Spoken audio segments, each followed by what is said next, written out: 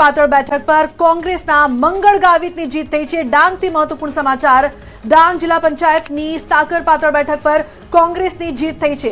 મહત્વપૂર્ણ સમાચાર કોંગ્રેસને લઈને કેટલાક એવા વિસ્તારો છે, એવી બેઠકો છે જ્યાં કોંગ્રેસ પણ જીત મેળવી રહી છે। ખાસ કરીને આદિવાસી પટ્ટો છે। આ પંકજ બિલકુલ આદિવાસી પટ્ટામાં ખાસ છોટાઉદેપુર, નર્મદા અને તાપી અને સૌરાષ્ટ્રના કેટલાક ધારી છે, અમરેલીના કેટલાક વિસ્તારો છે, ત્યાં આમ આદમી પાર્ટીએ સારું એવું પરફોર્મન્સ કર્યું હોય એવું દેખાઈ રહ્યું છે। તેના ઉમેદવારો જીતી રહ્યા છે। અત્યાર સુધી 38 વર્ષની રાજકીય કારકિર્દીમાં પહેલી વખત જ્યારે છે તે મારા પોતાના વિસ્તારમાંથી મેં ઉમેદવારી કરી હતી। આ જીત મારી જીત નથી, આ જીત પ્રજાની છે, આ જીત મારી નથી, આ જીત મતદારોની છે। એટલે મતદારોને ખૂબ ખૂબ અભિનંદન આપું છું। તો મહત્વપૂર્ણ સમાચાર અમદાવાદ ખાનપુર ભાજપ કાર્યાલય ખાતે ભવ્ય વિજય ઉત્સવ। CM Bhupendra Patel, deputy CM Harsh Sanghavi, પ્રદેશ પ્રમુખ જગદીશ વિશ્વકર્મા હાજર રહેશે। મહત્વપૂર્ણ સમાચાર સામે આવી રહ્યા છે।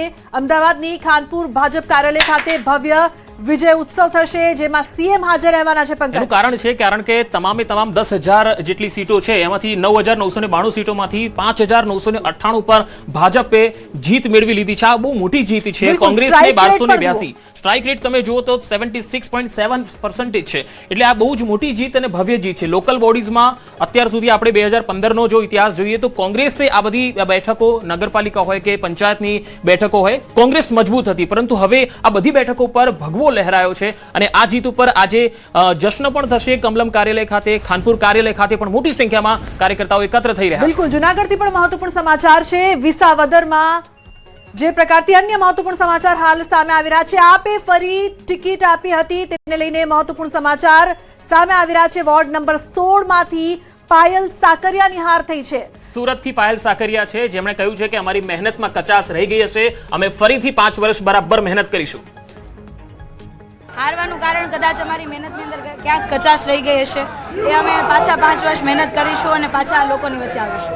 હારવાનું કારણ કદાચ અમારી મહેનતની અંદર ક્યાંક કચાશ રહી ગઈ હશે, એ અમે પાછા 5 વર્ષ મહેનત કરીશું અને પાછા લોકોની વચ્ચે આવીશું। તો સુરતમાં આમ તો 27 જેટલી સીટો ગત ચૂંટણીમાં આમ આદમી પાર્ટીએ મહાનગરપાલિકામાં મેળવી હતી, પરંતુ આ વખતે આમ આદમી પાર્ટીનો રકાસ થયો છે અને પાયલ સાકરિયાને જે આપણે સાંભળી રહ્યા હતા એ વિપક્ષના નેતા રહ્યા હતા। આ વખતે તેમની પણ હાર થઈ છે, એટલે તેમણે કહ્યું છે કે હવે 5 વર્ષ અમે મહેનત કરીશું। પણ આમ આદમી પાર્ટીએ બીજા જિલ્લાઓની અંદર સીટમાં કાઠું તો કાઢ્યું છે, જેમાં ધારી નગરપાલિકાની અંદર તમે જુઓ તો એમના સીટો મળેલી છે। નર્મદા, છોટાઉદેપુરમાં પણ આમ આદમી પાર્ટીએ સારું પરફોર્મન્સ કર્યું છે, એટલે ત્રીજું ફેક્ટર અહીંયા અમુક નગરપાલિકાઓમાં ચોક્કસ કામ કરી ગયું છે। એટલે હિમાંશુભાઈ, ભલે લોકલ બોડીઝમાં કોંગ્રેસ માટે પરિણામ હતાશાજનક હોઈ શકે છે, પણ આમ આદમી પાર્ટીએ એ વોટ કટવા પાર્ટી બની હોય એવું આપને લાગે છે? તમારા જે વોટ છે એમાં ક્યાંક સેંધમારી કરી હોય? રાજનીતિમાં તમે આ તો વર્ષોની પરંપરા છે કે કોંગ્રેસ લડતી હોય, બહુજન સમાજે લડતી હોય, મેમ્સ લડતી હોય, MIM લડતી હોય, આમ આદમી લડતી હોય, બે મુખ્ય પાર્ટીઓની લડાઈમાં જે બી બે પાર્ટીઓએ આયોજન કરતી હોય છે કે કઈ પાર્ટીના મત કાપવા, એમાં ક્યાંય એવું આના લોકશાહીમાં આપણે જેટલા વધુ લોકો લોકશાહીની આ પ્રક્રિયામાં વધુ પાર્ટીઓ જોડાય તો લોકોની મતદારોનું મહત્વ વધશે અને લોકશાહીની કોમ્પિટિશન થશે, તો સારો પ્રતિનિધિ લાવવામાં પ્રજાને પણ સરળતા મળશે। એટલે કોઈ પાર્ટીની કોઈ એવું ના હોય કે આમ આદમીને આવવાથી કોંગ્રેસના નુકસાન થાય। હું તો એને કહીશું કોઈ પાર્ટી જે જીતે સિકંદર, અને પાર્ટીની લડવાની પદ્ધતિ એવી હોવી જોઈએ કે એ પાર્ટી આગળ આવવું જોઈએ। કોઈ પાર્ટીને હરાવવાના ઈરાદાથી કોઈ લડતું હોય તો એ લાંબુ ચાલતું નથી। તો પણ હિમાંશુભાઈ, વિધાનસભા આવી રહી છે, હવે કોંગ્રેસ બેઠી કેવી રીતે થશે? લોકલ બોડીમાંથી જ્યારે કોંગ્રેસના જે વોટર્સ છે એ અળગા થઈ રહ્યા છે। કશું અમારી 2010ની અંદર અમારા પરિસ્થિતિ નથી સારી, તો અમે 2017ની અંદર અમે 82 બેઠકો લાવ્યા હતા વિધાનસભામાં। અમે 2004માં 14માં બી અમે લોકસભાની અંદર 12, 13 બેઠકો। રાજકારણમાં અત્યારે આ કેવું એક માહોલ ચાલતો, એક સમય ચાલતો હોય। ચોક્કસ હું એમ કહીશ કે અમારી હાર જીત તો સાંજે સર્વાઈવ કરીશું, પણ આ એક લોકશાહીનો ઉત્સવ છે। હાર જીત થાય, બે લડવાના છે, એક હારવાનો છે, એક જીતવાનો છે, પણ એ આપણા દેશને શોભા રહે, આપણી લોકશાહીને શોભે એ રીતે ચૂંટણીઓ થવી જોઈએ। એમાં ક્યાંક આ વખતે ખૂબ અમારા ઉમેદવારોને હું ફરી આપના માધ્યમથી વંદન કરીશ કે એમને બિચારાને સંતાઈ જવું પડે, એમના પર પ્રેશર આવે, એમના પર જાતનું તકલીફ આવે। એક તો અમે પાછા વિપક્ષમાં, અમારા સોર્સ પણ ઓછા, અને આ સંજોગોમાં જે કોંગ્રેસના 10,000 ઉમેદવારો ઊભા રહ્યા અને આ લોકશાહીનો ઝંડો લહેરાયો એને હું વંદન કરું છું. ને અમારા જે કાર્યકરો છે, નિષ્ઠાવાન કાર્યકરો કે જે આજે પણ બૂથ ઉપર એક ખુમારીથી કોંગ્રેસનો તિરંગો બિલકુલ આપણે રોકવા માંગીશ. મહત્વપૂર્ણ સમાચાર ખાડિયા બાદ દાણી લીમડા વોર્ડમાં કોંગ્રેસની પેનલનો વિજય થયો છે. પંકજ, મોટા સમાચાર. દરિયાપુર, ખાડિયા, બહેરામપુરા અને હવે દાણી લીમડા પણ આ મોટા સમાચાર છે. અમદાવાદ મનપાનો વધુ એક વોર્ડ કોંગ્રેસના ફાળે ગયો છે. બિલકુલ, અમદાવાદ મહાનગરપાલિકાની 4 વોર્ડની અંદર કોંગ્રેસની પેનલ આવી છે. એટલે આ એક મોટી કોંગ્રેસ માટે એક સારા અને ઉત્સાહજનક કહી શકાય, કારણ કે મહાનગરપાલિકામાં કોંગ્રેસ જે છે એ આપણે શરૂઆતથી જોતા હતા, પરિણામો આવ્યા ત્યારે થોડો રકાસ દેખાતો હતો, દરેક જગ્યાએ એમના ઉમેદવારો હારતા હતા, પરંતુ હવે 4 વોર્ડની અંદર કોંગ્રેસની પેનલ જે છે એ જીતી છે. તો કોંગ્રેસ માટે અમદાવાદમાં એક મજબૂત સ્થિતિ વિપક્ષ તરીકે તો દેખાઈ રહી છે. બિલકુલ, આ 4માં પણ જે ખાડિયાની બેઠક છે પંકજ, તે હંમેશા ભાજપના ફાળે જતી હતી, ભાજપ માટે એક સેફ બેઠક ગણાતી હતી. ભાજપની પ્રતિક્રિયા લઈએ, શું કહેશો આપ? જે આપના માધ્યમથી અત્યારે જાણવા મળી રહ્યું છે કે ખાડિયાની બેઠક અત્યારે કોંગ્રેસના ફાળે ગઈ છે. એટલે સૌ પ્રથમ તો અમારે અમારું જે એનાલિસિસ કરવાનું છે કે અમારું કઈ જગ્યાએ જે ઉણપ રહી છે જે વિશ્લેષણ કરવામાં આવશે અને એના આધારે 5 વર્ષ ફરી મહેનત કરીને આવતા વખતે ફરી લડશું. પણ હિમાંશુભાઈ તો કહે છે સામ દામ દંડ ભેદ જે રીતે કર્યું, ઉમેદવારોને સંતાવવું પડ્યું, એવી સ્થિતિના કારણે આ પરિણામો છે એમના તરફી. પરિણામના દિવસે સામ દામ દંડ ભેદ પ્રજાનો આજે મેન્ડેટ છે, પ્રજાનો મેન્ડેટ જેવી રીતે અમે ખાડિયાનો મેન્ડેટ આજે સ્વીકાર્યો છે એવી રીતે અન્ય જે મેન્ડેટ આવ્યા છે ભારતીય જનતા પાર્ટીની તરફેણમાં એ પણ બધાએ એ જ રીતે સ્વીકારવો પડે. પ્રજા ખૂબ હોશિયાર હોય છે. પ્રજા પોતાનો મત વિચારીને પોતાને જે એનાલિસિસ કરતી હોય છે, પ્રજા પોતાની રીતે વોટ આપતી હોય છે. એવી રીતે જ્યારે આજે અમે સ્વીકારી રહ્યા છીએ ત્યારે દરેક રાજકીય પાર્ટીએ સ્વીકારવાનું રહ્યું છે અને જ્યાં જ્યાં અમારી ખામી હશે અમે એનું વિશ્લેષણ કરશું અને એના આધારે આવતી વખતે અમે ફરી વધારે જોરથી લડશું અને પ્રજાને જે કામ કરવામાં ક્યાંક ઉણપ રહી ગઈ હશે એ કામ અમે સારી રીતે કરશું. બિલકુલ, અમદાવાદ મહાનગરપાલિકામાં રાણીપોળમાં ભાજપની પેનલ વિજય બની હોવાના અહેવાલ આવી રહ્યા છે.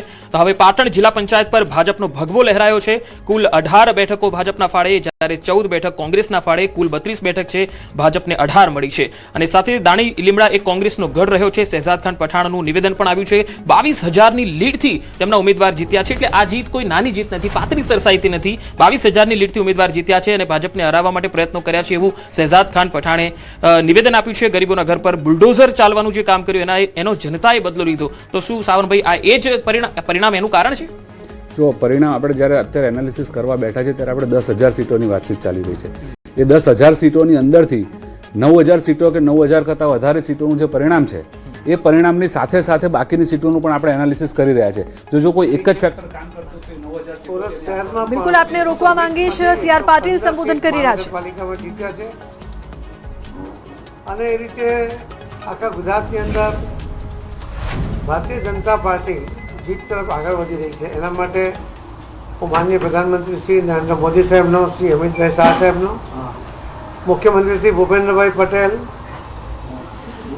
પ્રદેશના અધ્યક્ષ શ્રી જગદીશભાઈ, ડેપ્યુટી સીએમ શ્રી હર્ષભાઈ અને સૌ આગેવાનો અને સૌ કાર્યકર્તાઓને ખૂબ ખૂબ આપના માધ્યમથી અભિનંદન આપું છું. કાર્યકર્તાઓ કરેલી મહેનત એ રંગ લાવી છે અને સુરતની અંદર 30 વર્ષ પછી પણ ભારતીય જનતા પાર્ટી 120માંથી 115 સીટ જીતે. ગયા વખતે જે 93 સીટ હતી એમાંથી 115 એટલે વધારીને જે ભારતીય જનતા પાર્ટીએ જીત હાંસલ કરી છે એ જ બતાવે છે કે લોકોને ભારતીય જનતા પાર્ટીના કામ કરવાની પદ્ધતિમાં વિશ્વાસ છે. એમને જે નેતૃત્વ છે શ્રી નરેન્દ્રભાઈ મોદી સાહેબનું, શ્રી અમિતભાઈ શાહ સાહેબનું, એમાં પણ એમને વિશ્વાસ છે. અને સૌ આગેવાનો, કાર્યકર્તાઓ, મતદાર ભાઈ બહેનો એ દેશને મજબૂત કરવા માંગે છે, રાજ્યને મજબૂત કરવા માંગે છે અને સમજે છે કે સુરતને અને ગુજરાતને મજબૂત કરીશું તો જ દેશ મજબૂત થશે. એટલા માટે સમજદારીપૂર્વક એ મતદાન કરતા હોય છે. એનું પરિણામ આજે આપણને જોવા મળે છે. આખા ગુજરાતમાં જે રીતે તરાર ચાલી, ઇલેક્શન પહેલાં જે નિવેદીને નેતાઓ હતા એ જે નિવેદનો કરતા હતા કે એમને લાગતું હતું કે ગુજરાત એમના ખિસ્સામાં છે, પણ ગુજરાતના મતદાર ભાઈ બહેનોએ બતાવી આપ્યું છે કે ગુજરાતનો મતદાર સમજી વિચારીને પોતાના ભવિષ્યને પણ ધ્યાનમાં રાખીને અને દેશ અને રાજ્યની પ્રગતિને પણ ધ્યાનમાં રાખીને એ મતદાન કરતો હોય છે. ગુજરાતનો મતદાર સમજદાર છે અને એટલા જ માટે ભારતીય જનતા પાર્ટીને દરેક ક્ષેત્રની અંદર આખા ગુજરાતમાં ભવ્ય જીત મળી છે. સુરતમાં પણ ગયા વખતે 27 સીટ આપ પાર્ટીવાળા જીત્યા હતા, ત્યારે પણ મેં અમદાવાદમાં કહ્યું હતું કે સોનાની થાળીમાં લોઢાનો મેઘ, મને લાગે છે કે મેઘ ઘણો બધો નીકળી ગયો છે. અને એ રીતે સુરત શહેરના મતદાતા ભાઈ બહેનોએ એમણે ફરીથી ભારતીય જનતા પાર્ટીમાં વિશ્વાસ બતાવ્યો અને આ પાર્ટી જે મોટા મોટા દાવા કરતી હોય છે એમને પણ આજે એમની જગ્યા બતાવી દીધી છે. હું ફરીથી સૌ મતદાતા ભાઈ બહેનોને ખૂબ ખૂબ અભિનંદન આપું છું કે એમણે સમજદારીપૂર્વક જે મતદાન કર્યું છે. તો ભારતીય જનતા